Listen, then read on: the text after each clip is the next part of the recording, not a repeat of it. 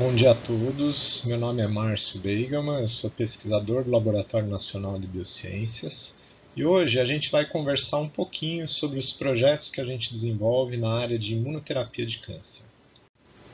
Então a gente preparou uma apresentação, essa apresentação é estruturada em 3 partes. Na primeira parte a gente vai falar um pouquinho de conhecimentos básicos de imunoterapia. Depois a gente vai abordar um tema relacionado com pesquisa básica que a gente desenvolve aqui no LNBio. E por fim, a gente vai falar sobre uma iniciativa de desenvolvimento de medicamentos biosimilares que se encontra em execução aqui no LNBio CNP. Então agora a gente vai falar um pouquinho sobre o histórico da imunoterapia até chegar nas estratégias mais avançadas. Então, o câncer é uma doença que se origina a partir de mutações em células do próprio organismo. Uma característica comum às células de câncer é que elas perdem mecanismos de controle de ciclo celular e fazem um crescimento desordenado. A mutação na célula de câncer pode ocorrer em função de danos no DNA causados por agentes físicos, agentes químicos ou agentes biológicos. Por exemplo, nós podemos ter o DNA danificado por radiação ultravioleta do Sol, ou podemos ter um dano no DNA causado por agentes químicos que intercalam nas bases de DNA, prejudicando a transcrição e resultando numa tradução de proteínas anômalas. A gente pode ter também danos causados pela inserção de vírus no genoma de células. Então, esses vírus podem inibir a expressão de genes ou podem ativar a expressão de oncogenes, desregulando mecanismos de controle do ciclo celular. Então, as células de câncer apresentam algumas habilidades especiais que permitam com que elas sejam selecionadas no organismo. Por exemplo, elas podem criar vasos sanguíneos, elas podem escapar de mecanismos que controlam a taxa de crescimento celular, elas podem apresentar um potencial de replicação limitado, elas podem apresentar metástases, que é o desprendimento do sítio original do tumor, sendo carreadas pela corrente sanguínea ou sistema linfático para outros sítios, originando novos focos tumorais. E elas também podem, dentre outras características, escapar do sistema imunológico. E esse é um dos pontos que a gente vai abordar nessa apresentação. Então, se a gente apresentar uma linha de tempo cronológica para a terapia de câncer, então uma primeira abordagem bem sucedida é a cirurgia. A cirurgia consiste então em remover células que são morfologicamente e fenotipicamente diferentes no organismo, que são as células tumorais. Bom, isso foi possível com o advento do microscópio, nos idos de 1600. Cerca de 200 anos depois, outras técnicas como o desenvolvimento de anestesia, desenvolvimento de asepsia, também tornaram as cirurgias mais viáveis e mais bem-sucedidas.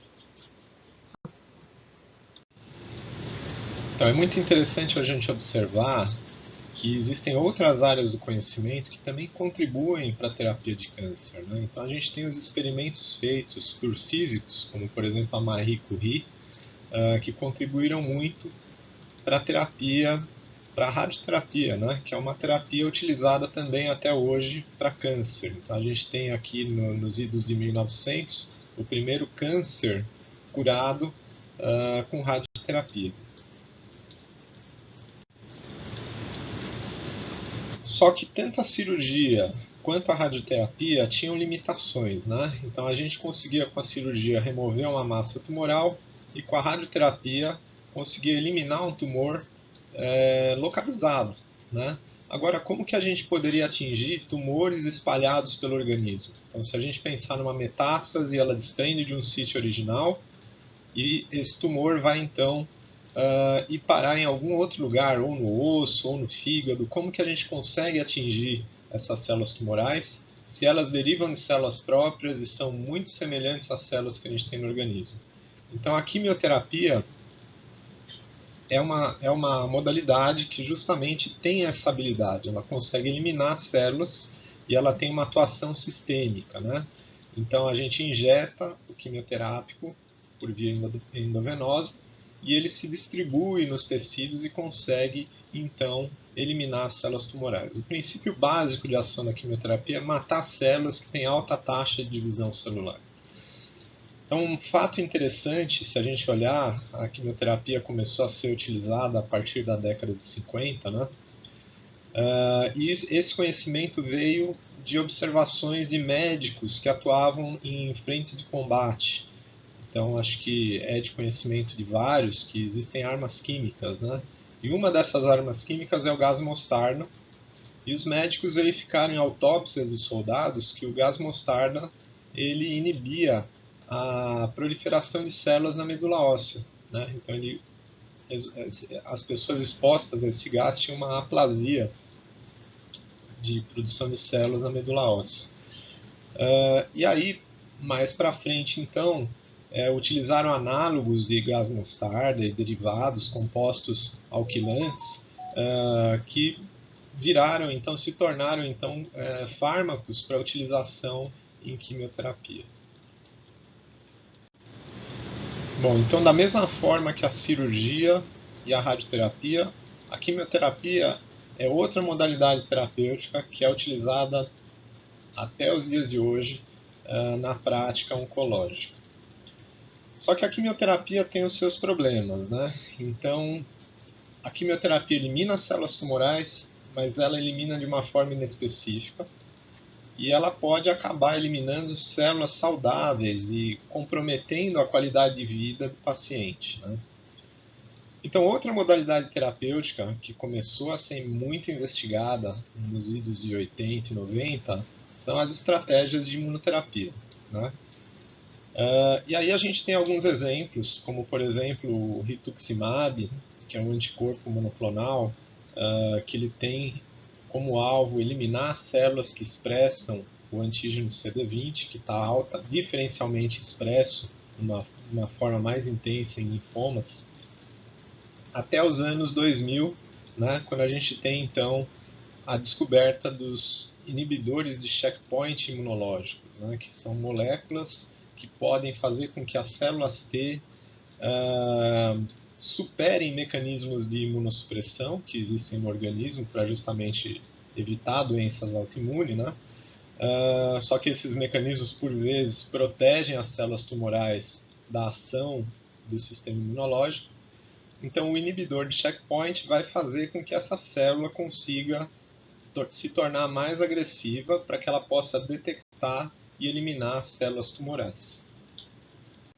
A imunoterapia tem como objetivo estimular o sistema imunológico para que ele possa detectar e eliminar células tumorais.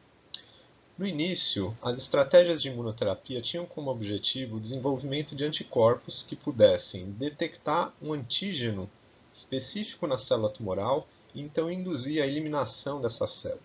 Esse processo funcionou em alguns casos, mas em outros se mostrou ineficiente. A partir de 2011, começaram vários esforços da comunidade científica para entender então mecanismos que pudessem ser utilizados para fortalecer a resposta imunológica contra as células tumorais. Por exemplo, aumentar mecanismos de apresentação antigênica, que são aqueles marcadores que diferenciam as células tumorais das células saudáveis, melhorar a apresentação de antígenos para as células T. Então, existem mecanismos que vão mediar essa ativação das células T, que são as células efetoras que podem eliminar as células tumorais.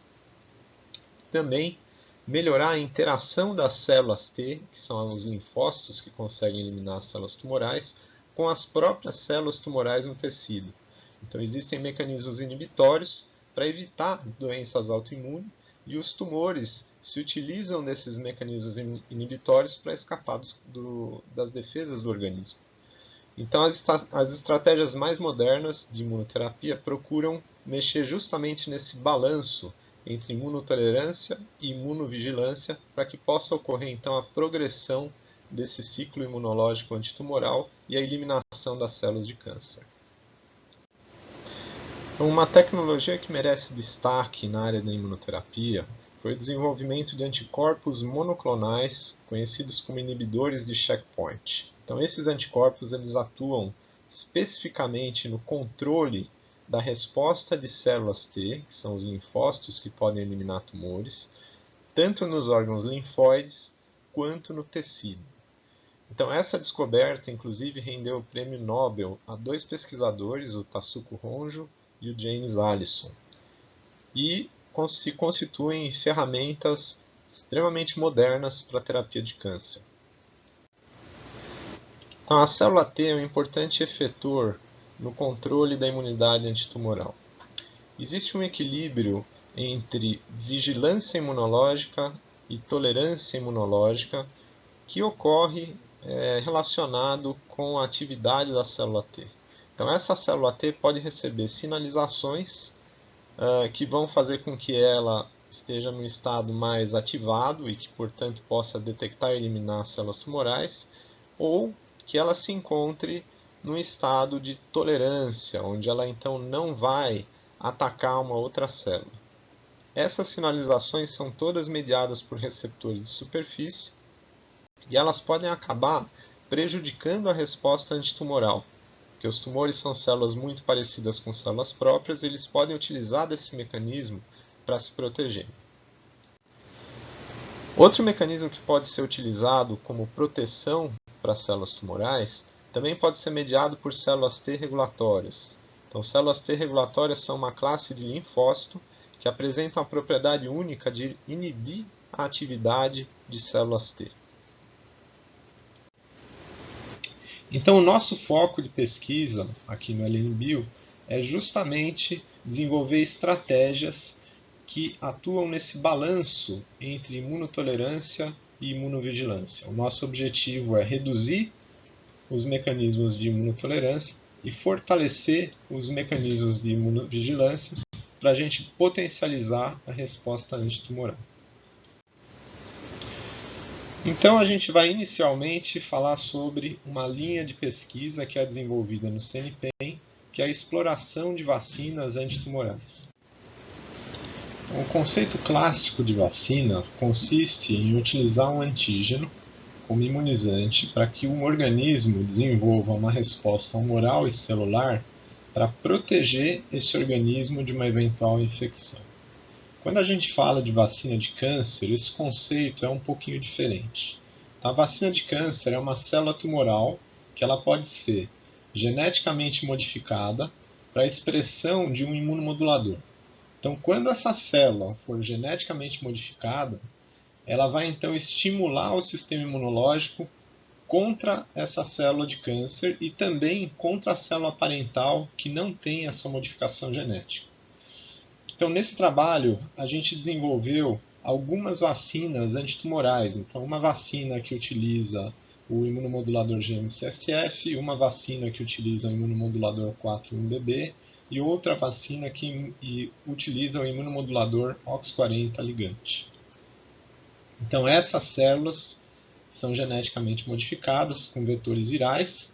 Então, como que a gente faz isso? A gente utiliza um vírus defectivo produzido no laboratório que tem uma modificação genética para que ele não seja patogênico. E esse vírus, então, vai carrear um gene de interesse para dentro da célula-alvo. No caso, nesse primeiro caso, o gene GM-CSF, nesse outro, o gene 4-1BB ligante e nesse outro, o gene OX40 ligante. Para testar essa vacina, a gente utiliza um modelo animal. Então, como que funciona esse modelo animal? Então, aqui nós temos exemplificado em vermelho uma célula tumoral. Quando a gente injeta essa célula tumoral no subcutâneo de um animal, a gente pode desenvolver um tumor. Esse tumor cresce e a gente pode medir ele com um paquímetro. Agora, se a gente pegar um outro animal, injetar células tumorais nele e dar a vacina para esse animal, essa vacina vai fazer com que esse tumor seja rejeitado. Então, esse é o modelo que a gente utiliza para verificar se os animais responderam ou não a uma estratégia terapêutica. Então, o que a gente fez no nosso projeto? A gente avaliou combinações de diferentes vacinas. Como que foi feito esse experimento? Então, a gente considera o dia 0 o dia que a gente injeta o tumor no animal. Então, a gente desafia esse animal com células de câncer. Aí, nos dias 1, 4 e 7, nós damos doses de vacinas terapêuticas neles. Então, o que são essas vacinas terapêuticas? São aquelas combinações de células tumorais geneticamente modificadas, por exemplo, GM-CSF mais OX40 ligante, GM-CSF mais 4-1BB ligante, OX40 ligante mais 4,1-BB ligante, ou a combinação dos três imunomoduladores. E aí a gente vai avaliando, então, até o dia 28, como que se portaram esses animais quanto ao crescimento dessas células, né? E os animais que sobreviveram a esse protocolo, a gente faz um redesafio com o tumor, sem, no entanto, readministrar a vacina. Isso é uma segunda etapa que a gente chama de segundo desafio. Então vamos falar um pouquinho desse primeiro desafio que vai até o 28º dia. Então nesse gráfico a gente vê o crescimento tumoral e os dias pós-inoculação. Então cada dia desse o tumor é medido com um paquímetro. Nessa linha azul aqui a gente tem o crescimento de animais que a gente chama de PBS. O que é esse PBS? É o veículo da vacina. Ele é solução salina, sem nenhuma propriedade terapêutica. Então a gente vê a típica curva de crescimento do animal que não recebeu nenhuma vacina terapêutica e o tumor cresce, a gente deixa ele crescer até cerca de 500 milímetros cúbicos, né? Depois esse animal é sacrificado. Quando a gente olha a curva de crescimento dos animais tratados com vacina, a gente vê que todos tiveram uma inibição significativa com relação aos animais não tratados. Bom, então no 28º dia de experimento, nós avaliamos o perfil de células do sistema imune nesses animais, né? Então uma das coisas que a gente avalia é a quantidade de células T CD8 no baço desses animais, né? Então aqui a gente tem cortes histológicos de animais não tratados e animais tratados, né? E a gente vê que nos animais tratados a gente tem um infiltrado de células TCD8 representados aqui por esses pontinhos verdes, né? Nesses cortes, se a gente fizer uma análise quantitativa, a gente pode ver essas barrinhas em vermelho, que onde a gente tem combinações de imunoterapia, a gente tem uma redução nessa relação de CD8 sobre Tregs, né? Demonstrando então que a gente teve uma diminuição de células T regulatórias e um aumento na atividade de células TCD8, o que é positivo se pensando no tratamento de câncer. Então, após os 28 dias, os animais que sobreviveram ao primeiro desafio foram redesafiados com novas inoculações de tumores, né? E aí a gente tem esse gráfico que é a curva de sobrevida desses animais. E a gente vê que tem dois grupos que apresentaram aqui uma sobrevida a longo termo, né? Que é o grupo que foi vacinado com GM-CSF 4-1BB e o grupo que foi vacinado com OX40 e 4-1BB. Então, uma observação muito interessante nesse trabalho é que a imunoterapia com vacinas antitumorais, com os imunomoduladores TNF-SF combinados, ou com 4-1BB, que é um TNF-SF, combinado com GM-CSF, ocasionaram então uma proteção a longo termo desses animais quando eles foram redesafiados com os tumores. Qual que é a importância disso? Se a gente pensar em protocolos clínicos, muitos pacientes apresentam recidivas após os tratamentos oncológicos, né? Então, essa terapia se mostrou eficiente contra uma recidiva. Então, esse foi um diferencial que a gente observou nesse trabalho. Então, esse trabalho em animais foi concluído e atualmente a gente está transpondo essa tecnologia utilizada em animais para um sistema em humanos. Nós estamos com uma colaboração com o pessoal do CAISM, que é um hospital aqui dentro da Unicamp, né? E eles estão fornecendo para a gente amostras de tumores primários de pacientes com câncer de mama. E a gente está, então, efetuando ensaios in vitro para verificar combinações de imunomoduladores que sejam efetivas para esses tipos tumorais. Então, nossa perspectiva é em achar estratégias, da mesma forma que a gente observou em animal, que sejam eficientes para terapia em humanos e que isso possa um dia vir a ser uma terapia para utilização na clínica. Bom, outra linha de pesquisa que a gente tem aqui no CNPEM, no Laboratório Nacional de Biociências, é o desenvolvimento de medicamento biosimilar. Então, se a gente for observar uma linha de tempo dos tratamentos de imunoterapia, a gente pode subdividir em tratamentos de primeira geração, tratamentos de segunda geração, tratamentos de terceira geração. Então, aqui na primeira geração, a gente tem dois casos muito interessantes, que é o caso do anticorpo para inibição de CTLA4, chamado ipilimumab, e o caso de uma vacina chamada Sipuleucel-T, que são células modificadas do paciente e reintroduzidas nesse paciente que vão fazer imunomodulação antitumoral, né? Na segunda geração, a gente já tem os anticorpos anti-PD1, como o nivolumab. Existe na terceira geração outras iniciativas, como o desenvolvimento de células CAR-T ou combinações de terapias que estão sendo desenvolvidas. A gente pode observar também que tem nomes de indústrias farmacêuticas bem tradicionais, como a BMS, AstraZeneca, Novartis, Merck, e dados de setores como Citibank, por exemplo, prevêem um aporte de até 35 bilhões de dólares até 2023 para investimento nesse tipo de terapia. Outro ponto que é interessante ver é que esse eixo PD1, PDL1 também é bem investigado por essas empresas, né? Então, por esse motivo, a gente resolveu dedicar algum esforço do LNBio nesse entendimento. Então, como que funciona o checkpoint imunológico de PD1? Então, aqui a gente tem representado uma célula tumoral, aqui uma célula T. Essa célula tumoral apresenta ligantes de PD1, a célula T apresenta o receptor PD1.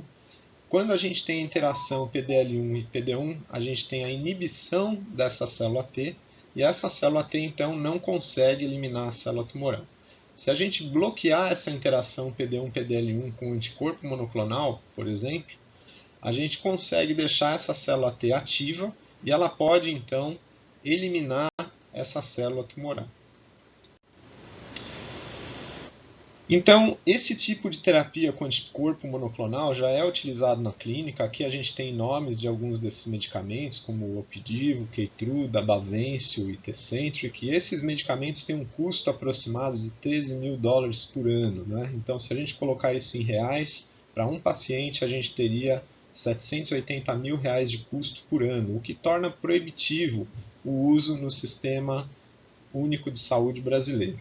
Então, isso é uma oportunidade para a gente desenvolver medicamentos biosimilares que poderão ser utilizados pelo SUS para o tratamento desses pacientes, barateando esses custos, né? Para a gente gerar um medicamento biosimilar, como o anticorpo monoclonal anti-PD1, a gente precisa passar por algumas etapas. Essas etapas vão desde uma área de pesquisa básica, onde a gente determina então a estrutura da molécula, uma estratégia para gerar essas moléculas, ensaios de caracterização, até chegar no que a gente chama de Research Cell Bank, então um banco de células de pesquisa. Esse banco de células de pesquisa ele é um banco extremamente caracterizado e que pode produzir a nossa molécula terapêutica e já pode ser utilizado em ensaios pré-clínicos, que são aqueles ensaios realizados em modelos animais para verificar toxicidade, prova de conceito e dosagem do medicamento.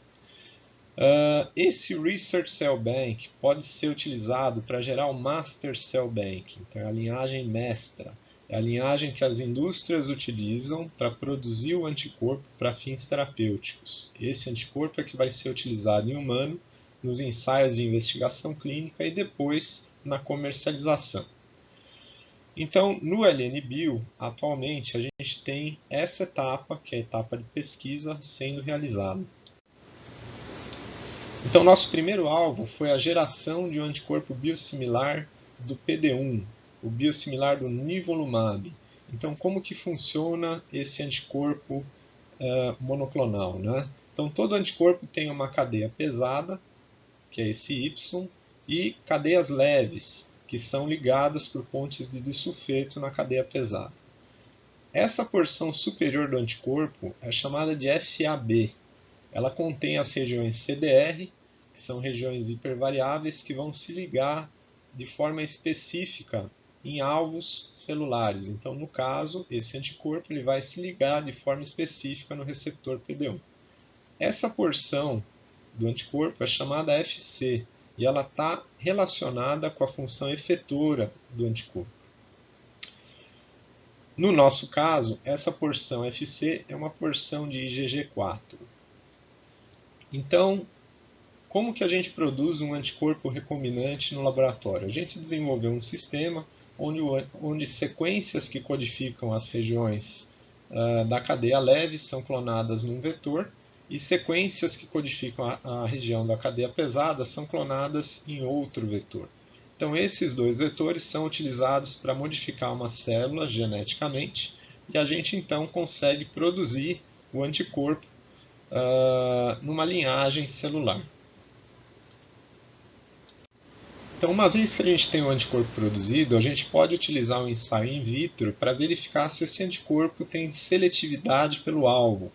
Então, o que significa isso? Nós utilizamos uma linhagem que ela expressa o gene PD1, né? Então, esse anticorpo que se liga a PD1 vai se ligar na célula e a gente consegue detectar esse anticorpo com um segundo anticorpo. Esse anticorpo é um anticorpo secundário, um anticorpo que tem um fluoróforo. Como que a gente faz essa detecção? Por meio do experimento de citometria.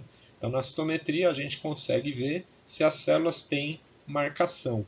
Então, células sem marcação vão exibir esse perfil em vermelho e células com marcação, esse perfil em verde.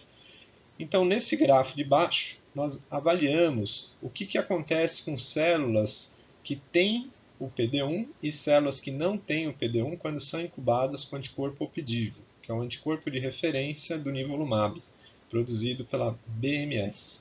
Então, nós verificamos que células que não têm a expressão de PD1 têm o sinal aqui representado em vermelho, e células que têm a expressão de PD1 incubadas com Opdivo têm essa expressão representada em verde. Quando a gente utiliza o anticorpo produzido no LNBio, a gente vê um sinal similar, mostrando então que essa produção de anticorpo se portou de forma comparativa, comparável a esse outro anticorpo, que é o nosso anticorpo de referência. Bom, o anticorpo se ligou no alvo, mas a gente também precisa entender a função dele, né?